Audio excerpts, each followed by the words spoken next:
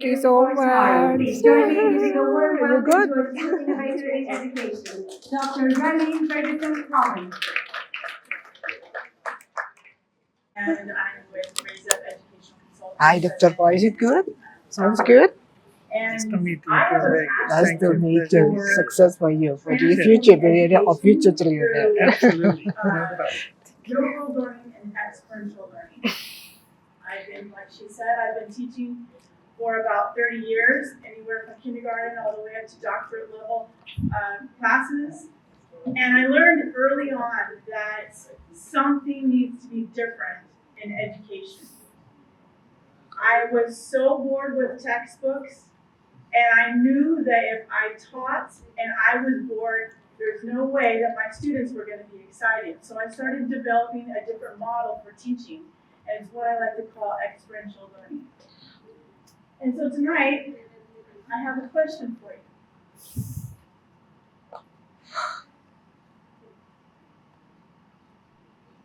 What will your legacy be?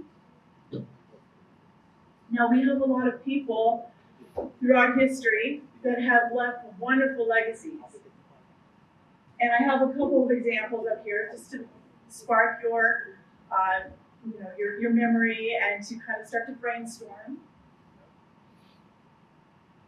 First, I want to share a quote with you. This is one of my favorites. It's from a movie with the star of the movie is Robin Williams, and it takes place at a prestigious private school in the United States.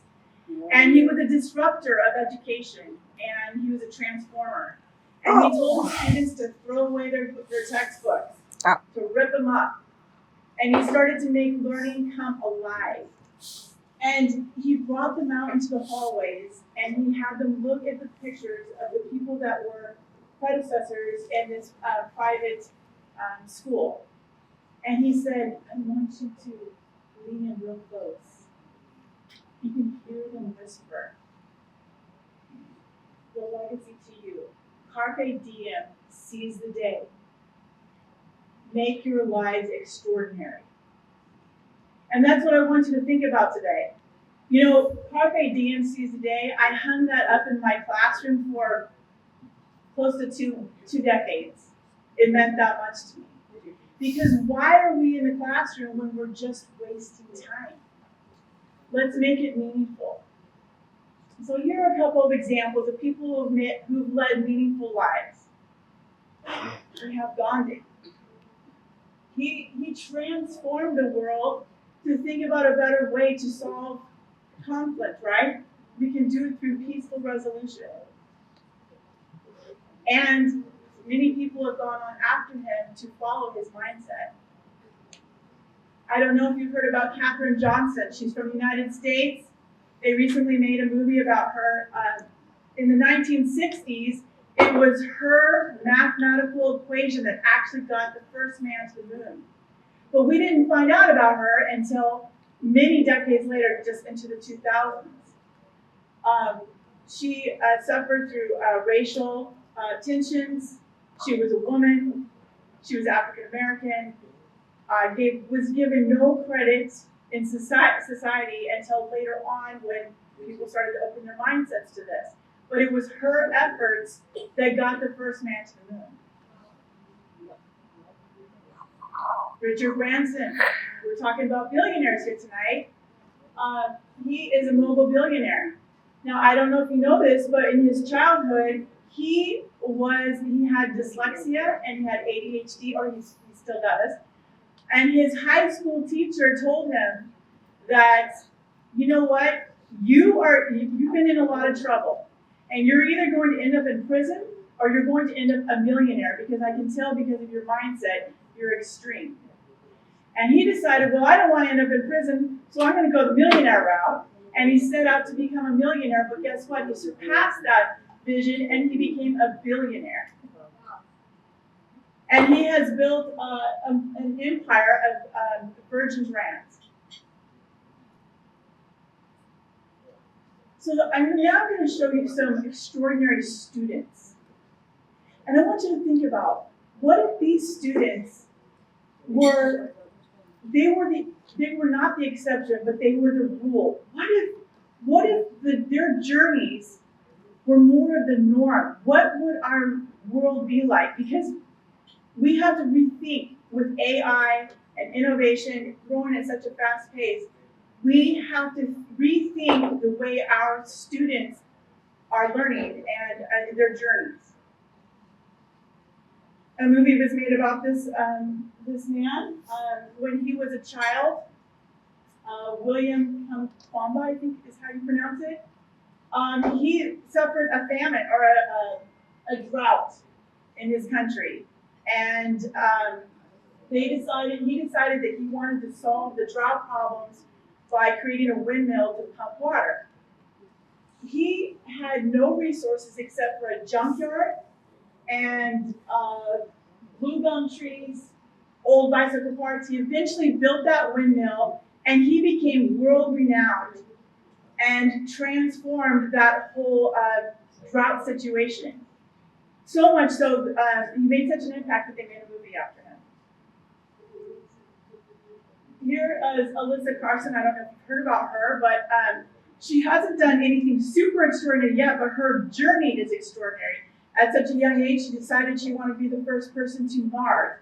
And she has, since 3 years old, she has gone on all the steps to get there. And she's been working with NASA. Who knows if she will be the first person on Mars or not, but she is certainly on a journey to do that. Zutis Kato, I think Martinez. He's a Native American from the United States. And he decided that he wanted to go on a mission for sustainability. And at the age of 9 years old, he banned pesticides in local parks. And by the age of 15 years old, he was the youngest person to ever speak before the United Nations about sustainability. So what does the future hold? So there's a concept called the doubling rate of knowledge. In the 1900s, our knowledge, or just our world knowledge, doubled every 100 years.